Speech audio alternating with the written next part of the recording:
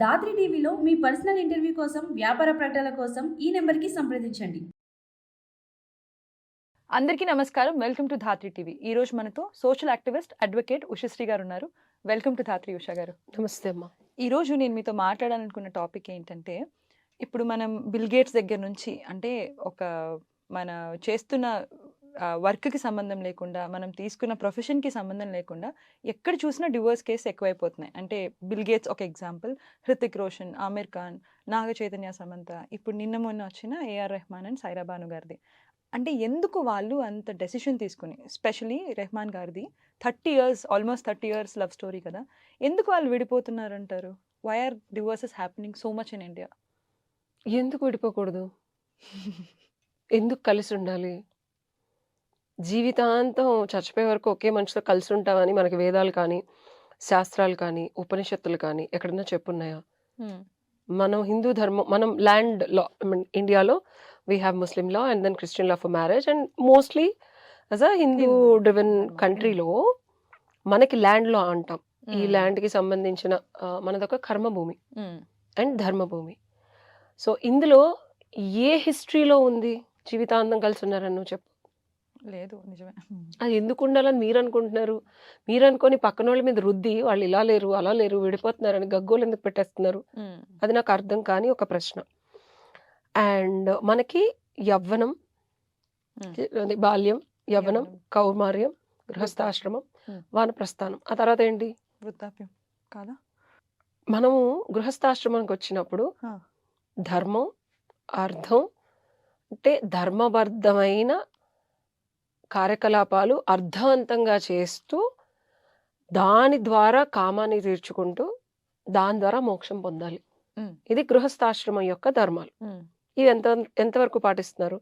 అది పాటిస్తే డివోర్స్లు అవ్వవు. As simple as that.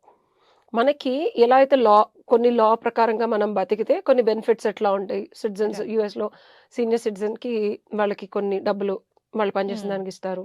అంటే లాకి బద్దుడే ఉంటే జైల్లోకి వెళ్ళరు. As simple as that.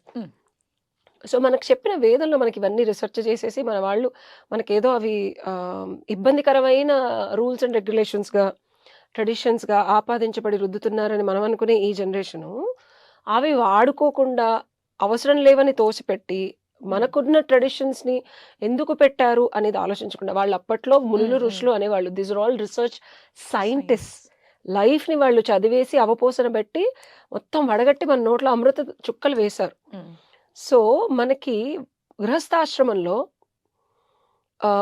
ఒక స్త్రీ మనం తీసుకుంటే యూజువల్గా ఇదివరకు పెళ్లిళ్ళు, చిన్నప్పుడు పెళ్లిళ్ళు చేసేసేవాళ్ళు, బాల్య వివాహాలు చేసేవాళ్ళు. 6-7 ఏళ్లకే పెళ్లి చేసేవాళ్ళు లీస్ట్ కేస్ సినారియోలో. ఇప్పుడు బుడ్డ పిల్లల్ని కూర్చోబెట్టి బ్రాహ్మణులు ఇప్పటికీ చేస్తారు. బుజ్జి బుజ్జి పిల్లల్ని కరెక్ట్ గా చూసి వీళ్ళ స్థితి వాళ్ళ స్థితి ఇద్దరికి సరైన సంబంధాలు చూసి కలిపేసుకుంటారు. చిన్నప్పటి నుంచే పిల్ల వాళ్ళ ఇంట్లో పెరుగుతుంది, వాళ్ళ శాస్త్రాలు, వాళ్ళ వంటలు, వాళ్ళ అక్కడే పుష్పం అవుతుంది, అక్కడి నుంచి పిల్లలు పుడతారు. నువ్వు ఈ సైకిల్ చూసుకుంటే ఇద్దరు వ్యక్తులు మనకి పాతకాలంలో ఒక 100 years బ్యాక్ కూడా చూస్తే 3-4 ఏళ్లకే బాల్య వివాహాలు చేసేవాళ్ళు. మహా అయితే 5-6 ఏళ్ళకి బాల్య వివాహాలు, 5 ఏళ్ళకి అనుకుందాం. సో వాళ్ళకి గృహస్థాశ్రమంలోకి వెళ్ళడానికి ఒక 12-13 సంవత్సరాలు వాళ్ళకు యుక్త వయసు వచ్చిన తర్వాత, అంటే వీళ్ళ జర్నీ అంతా కలిసి చేస్తున్నారు. ఆల్మోస్ట్ ఒక 25 years కలిసి ఉంటారు. 40 ఏళ్ళు వచ్చే లోపు, చైల్డ్హుడ్ నుంచి కలిసి 40 ఏళ్ళు వచ్చే 40కి మనకి వానప్రస్థానం స్టార్ట్ అవుతుంది. 40 ఏళ్ల వరకు ఒక 20 years, 20-25 years, వాళ్ళకి 7-8 ఏళ్ళకి చేసిన 20-24 years కలిసే ఉంటున్నారు. ఉన్న తర్వాత విరక్తి వస్తుంది. ఇది మన ఋషులు మునులు ముందే గమనించి చెంబట్టి కాశీ పంపించేవాళ్ళు. తెలుసు కదా నీకు? చెంబట్టి కాశీ అంటే వాడు వస్తారో రాదో తెలీదు, వాళ్ళని మనం దేవతల్లో పూజించేవాళ్ళం. తిరిగి వచ్చిన వాళ్ళకి సేమ్ తల్లి కాకుండా కొత్త తల్లిని తీసుకొచ్చేవాళ్ళు. ఆవిడతో షష్టి పూర్తి చేసేవాళ్ళు. సేమ్ వైఫ్ తో కాదు షష్టి పూర్తి చేసేది. సో 60 తర్వాత భగవంతుణ్ణి చేరటానికి సాధన ప్రక్రియ మనిషి మొదలు పెడతాడు. ఎందుకంటే అప్పటి వరకు అన్ని చూసేస్తాడు, ఐహికాలు, అన్ని భవబంధాలు, అన్ని అనుభవించేసి ఇంక ఇది కాదు అని చెప్పి ఒక పార్ట్నర్ని వెతుక్కొని ఆ పార్ట్నర్తో కలిసి భగవంతుడిని చేరుకోవడానికి కావలసిన సాధనా ప్రక్రియ మొదలుపెట్టి ఒక ఆశ్రమం వీళ్ళు పెట్టి ఆశ్రమ ధర్మంలో ఇప్పుడు ధార్మికంగా కామాన్ని తీర్చుకోవడానికి కాదు, భగవంతుడిని చేరుకోవడానికి కావాల్సిన ధర్మపత్రిని అగ్నిహోత్రం సాక్షిగా పెళ్లి చేసుకొని 60 నుంచి 120 ఇయర్స్ మనిషి బతుకుతాడు. ఇది మన శాస్త్రం. ఒక మనిషితోనే లైఫ్ లాంగ్ ఎక్కడ ఉండమని చెప్పి అక్కడ ఎవరు చెప్పలేదు. ఇది కూడా సైంటిఫికల్ గా వాళ్ళు రీసెర్చ్ చేసి హ్యూమన్ టెండెన్సీ ఇలా మారుతుందని ఋషులు మునులు గమనించి సైకాలజీ మారుతుంది, నచ్చదు, ఆ సేమ్ భార్య నచ్చదు, బాబు నువ్వు వెళ్ళరా బాబు, ఒక 20 ఏళ్ళు లివింగ్ టుగెదర్ ఉండి ఎవరితో నచ్చదు. ఇది మనం నువ్వు అర్జునుడు ట్రావెల్ చూస్తే అర్జునుడు కృష్ణుడి సిస్టర్ ని కలిసే లోపు కూడా ఆయన ట్రావెల్ లో 2-3 కలుస్తాడు, వాళ్ళతో పిల్లల్ని కూడా అంటారు. నేను అంటున్నానని కాదు, ఒరిజినల్ మ్యారేజ్ ఆయన పరిణయం చేసుకోక ముందు there is a story. So నువ్వు ఎక్కడ చూసుకున్నా మన పూర్వీకులు ఇవే చూసుకోవాలి, మన ల్యాండ్ లో జరిగినవే చూసుకోవాలి. మనం ఎవరో ల్యాండ్ లో తెచ్చి మనం ఆపాదించుకుంటే ఫారినర్స్ అవుతాం. సో ఇక్కడెక్కడ మనకి డివోర్స్ అనే మాట లేకుండా చక్కగా శాస్త్రోక్తంగా విడగొట్టేశారు. అంటే చెమ్మిచి పంపించి చూస్తున్నాం మనం. ఎక్కడ ఒక మనిషితో జీవితాంతం ఉంటారని కానీ ఉండగలరని కానీ లేదు. అది మన అపోహ, మనం క్రియేట్ చేసుకున్న ఒక ధర్మం. ధర్మం అనేది మారుతుంది. లా అనేది మనకి ఐపీఎస్ మారి బిఎన్ఎస్ భారతీయ న్యాయ సంహిత ఎలా వచ్చిందో లా పరంగా, ద ల్యాండ్ లో కీప్స్ చేంజింగ్, మనుషులు మారే కొద్దీ లా మారుతుంది. అండ్ ఇంత పెద్దవాళ్ళకి, మనం సెలబ్రిటీస్కి వస్తే నువ్వు అడిగిన క్వశ్చన్ కి, ఇంత పెద్దవాళ్ళకి డబ్బు లేకో, పరపతి లేకో, పేరు లేకో, ఖ్యాతి లేకో, ట్రావెల్ చేయగలిగే ఎబిలిటీ లేకో కాదు, అసలు వాళ్ళు ఊరందరికీ చెప్పకుండా కూడా వాళ్ళకి నచ్చిన వాళ్ళతో ఉండొచ్చు, ఎవరు ఆక్షేపించరు, క్వశ్చన్ కూడా చేయరు, because of their business are what ever. మనకి తెలియని కూడా తెలియదు. అయినా వీళ్ళు ఎందుకు తీసుకుంటున్నారు? ఒక మనిషిని, వ్యక్తిత్వాన్ని ఆ సేమ్ మనిషి నచ్చరు, ఉండలేరు, కొన్ని రోజులకి, కొన్ని సంవత్సరాలకి ఉండలేరు. ఎంత లీగల్ ఆబ్లిగేషన్ లోంచి బయటకి వచ్చి దీన్ని ఇబ్బందికరమైన పరిస్థితులు వస్తాయని తెలిసినా కూడా వీళ్ళు తీసుకుంటున్నారంటే అంత భరించలేని మానసిక దౌర్బల్యానికి గురవుతున్నారు. దూరంగా ఉన్న ఒక మనిషి, మనం మ్యారీడ్ అంటే వాళ్ళు మ్యారీడే, ఆ బంధం అంటారు, అది ఉంటది, అది తెంచేసుకోవడానికి మనిషి ఇష్టపడుతున్నాడు. లేకపోతే ఇప్పుడు రితిక్ రోషన్ అవని వీళ్ళందరూ చిన్నప్పుడు పెళ్లి చేసుకున్న వాళ్ళు, చాలా తక్కువ ఏజ్, ఆల్మోస్ట్ 20-25. ఇవన్నీ నేను చెప్పిన ఎగ్జాంపుల్స్ అన్ని 20 మినిమం ఉంది వాళ్ళ. ఒక ఏజ్ తర్వాత ఎనర్జీ షిఫ్ట్ అవుద్ది, వీళ్ళు వెళ్ళి ఎవరో అమ్మాయితోనే ఉండొస్తారు, అది వైఫ్ కి నచ్చదు, ఇక్కడ గొడవ అవుద్ది, కొంచెం దూరంగా ఉంటారు, సెపరేట్. అసలు ఈ తలకాయ నొప్పి అంతా ఏంటి? నా లైఫ్, నేను డబ్బులు సంపాదించి, నేను కీర్తి ప్రతిష్టలు సంపాదించి, నేను పిల్లలకి ప్రొవైడర్గా ఉండి, అబ్బాయిల గురించి చెప్తున్నాను నేను, ఇదంతా నేను చేసి, నేను ఇంత పొజిషన్లో ఉండి నేను ఒకరికి సంజాయిషి చెప్పుకోవడం ఎందుకు? ఇది ఎవరైతే ఈ కేసుని వాదిస్తున్నారో, she is the top most divorce lawyer in India. ఆవిడ ఒక బుక్ రిలీజ్ చేశారు. అండ్ డబ్బులున్న వాళ్ళు యాక్చువల్గా ఇద్దరికి డబ్బులు ఉన్నాయి అనుకో, భూప్రపంచాన్ని మొత్తానికి సింహం లాగా ఆస్కర్లు తెచ్చుకున్న వీళ్ళు కూడా వీళ్ళ నాన్నల దగ్గర, తమ్ముళ్ళ దగ్గర ఒక నార్మల్ పర్సన్ లా ఉండాలి. ఎప్పుడైనా ఎక్స్ట్రా ఎబిలిటీస్ ఉండే హ్యూమన్, రెగ్యులర్ హ్యూమన్ అనే బాక్స్ లో పెట్టి చూడటం మనం మానేయాలి. వాళ్ళు అందరిలాగా బతకరు, అందరిలాగా వాళ్ళ లైఫ్స్ ఉండవు, అందరిలాగా వాళ్ళు చెయ్యరు కాబట్టి అంత దూరం వెళ్ళాలి. అయితే ప్రతి ఒక్కరు కోటాను మంది కూడా అక్కడికి వెళ్ళిపోవాలి కదా. సో వాళ్ళు వెళ్ళారంటే ఒక నార్మల్ హ్యూమన్ బీయింగ్ లాగా మాట్లాడటం మనం మానేయాలి. వాళ్ళని నార్మల్ పరిస్థితులకి వాళ్ళని ఆపాదించడం మానేయాలి. వాళ్ళ లైఫ్లో ఏది జరిగితే నేను శబాష్ శబాష్ శబాష్ అని చెప్పి వాళ్ళని, ఇప్పుడు ఏదో తెలియని విద్యో ఎబిలిటీయో ఏఆర్ రెహమాన్కి ఉంది కాబట్టి నువ్వు you are just looking him up.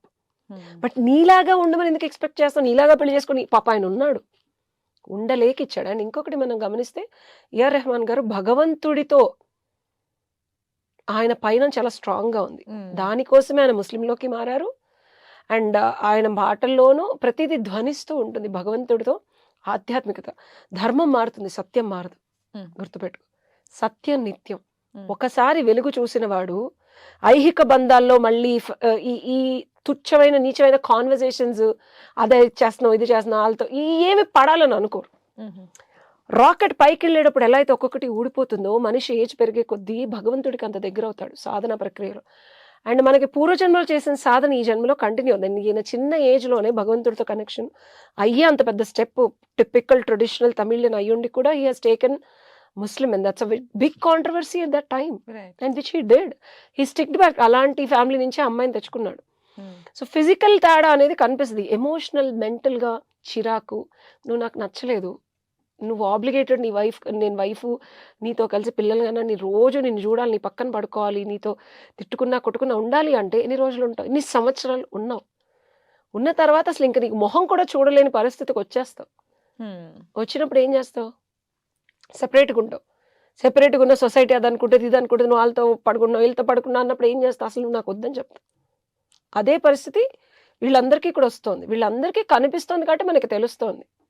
తెలియకుండా చాలా మంది కూడా అసలు అసలు కలిసి ఉండటం అంటే పూర్వకాలంలో ఎందుకున్నారు అంటే వాళ్ళకి ఆప్షన్స్ లేవు, అమ్మాయిలు బయటికి పంపించే వాళ్ళు కాదు, అడ్జస్ట్ అక్కడే ఉండాలి, వెళ్ళినా ఇది తిరుగుతోందని ఒక మార్క్ వస్తుంది కాబట్టి భరిస్తూ సహిస్తూ క్షమిస్తూ ఒక భర్తతో ఉన్నారు. అది సప్రెషన్. ఇక్కడ అమ్మాయి డివోర్స్ ఇచ్చిందా అబ్బాయి డివోర్స్ ఇచ్చాడా మనకి తెలియదు, ప్రముఖులు ఉన్నారు వాళ్ళ భార్యలు మనకు తెలియదు కాబట్టి ప్రముఖుల మీదకే వెళుతోంది. రైట్. ఇది సూపర్ కాన్షియస్నెస్ అంటారు. సొసైటీ అంతా ఏది ఆలోచిస్తుందో ఆ కాన్షియస్నెస్ మనకి పైకి వెళ్తుంది. దాన్ని దాటి ఆ కాన్షియస్నెస్ ఒక 100 years ఆఫ్ విమెన్ సప్రెషన్ పైకి వెళ్ళి ఇప్పుడున్న యంగ్ ఉమెన్ మీదకి మళ్ళీ రెప్లికా అయ్యి వస్తుంది. సప్రెషన్ ఇప్పుడు ఎవరు భరించట్లేదు. Nobody is willing to take any kind of discomfort. ఎన్నేళ్ళైనా దే వాంట్ దేర్ ఇండివిజువాలిటీ.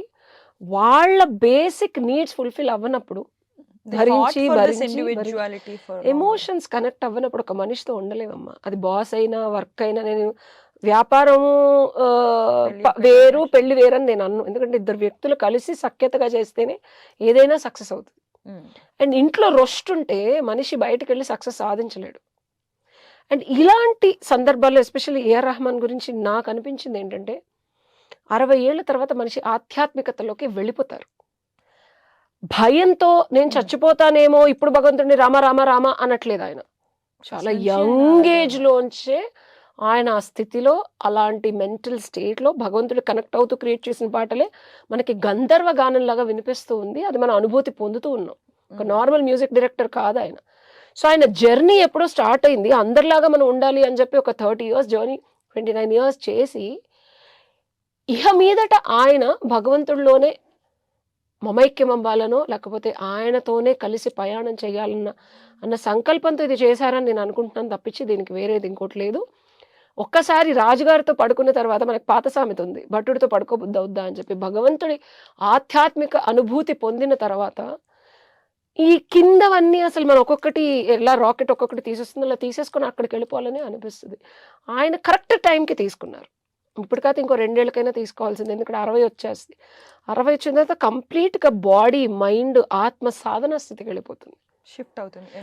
అంటే ఇన్ని సంవత్సరాలు భగవంతుడిలో ఉన్నాడు కాబట్టి 30 ఏళ్ళు ఉన్నారు కాబట్టి ఇక్కడ ఎవరు డెసిషన్స్ డివోర్సులకి తీసుకున్నా సొసైటీ కానీ వాళ్ళ ప్రొఫెషన్ కానీ వాళ్ళ డబ్బు కానీ ఇదేది వాళ్ళ నాపల వాళ్ళ individuality again it's personal choice made them to what ever they think is right irrespective of so much society. International range లో ఇప్పుడు డిబేట్లు జరుగుతూ ఉంటాయి పాపం ఆయన కదా. పాపం ఆయన టీవీ పెట్టుకొని ఏం చేస్తున్నారు, లేకపోతే ధ్యానంలో మునిగుంటారు. 2 విషయాలు జరుగుతాయి ఏఆర్ రెహమాన్ గారికి. ఏదర్ మనకు అద్భుతమైన మ్యూజిక్ నెక్స్ట్ ఒక 10-15 ఏళ్ళు కొడతారు ఆయన, లేదా కంప్లీట్ గా సన్యాసి అయిపోయి లోపల కూర్చుంటారు. రెండిట్లో ఏదో ఒకటి జరుగుతుంది. ఎందుకంటే భగవంతుడు ఒకసారి మనల్ని చూస్ చేసుకొని మనల్ని వెలుగు నడిపిస్తోంది అంటే, సత్యం మన వెనకాల ఉందంటే అది నిత్యంగా మనతోనే ఉంటుంది. అంత గట్స్ తో చాయిస్ తీసుకున్నారంటే భగవంతుడు ఇంకా ఆయనలో ఇంకా ప్రవేశిస్తారు. ఓకే. అదే అంటే ఎప్పుడు డివోర్స్ గురించి వీటి గురించి మాట్లాడుతూ ఉంటారు కదా. So I wanted to know a different perspective on this. That is why నేను ఆ క్వశ్చన్ నేను చదువుతూనే ఉన్నాను. వాళ్ళ ప్రైవసీని మనం రెస్పెక్ట్ చేయాలి అని మనం కూడా వాళ్ళ ఇష్యూస్ మాట్లాడుతూ ఉంటాం కదా. So I wanted to know a different perspective on there is no privacy for public figures. అదే అలా అయిపోయింది కదా. ఇర్రెస్పెక్టివ్ ఆఫ్ హార్ట్ మనం ఎంత చప్పట్లు కొట్టుకున్నా మాట్లాడతాము, ఎందుకంటే this is a default thing of a public figure. Thank you so much Usha garu. It's nice talking to you. Pleasure.